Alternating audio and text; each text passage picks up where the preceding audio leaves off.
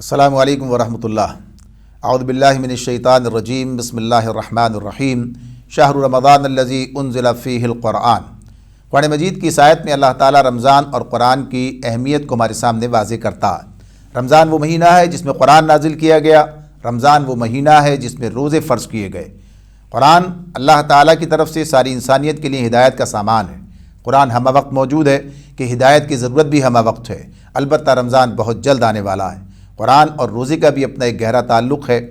اللہ تعالیٰ نے رمضان رحمت مغفرت کا مہینہ ہمیں عطا فرمایا ہے کہ اس کا خصوصی فضل اور احسان ہے۔ احسان مندی اور شکر کا تقاضا ہے کہ اس موقع سے بھرپور فائدہ اٹھایا جائے۔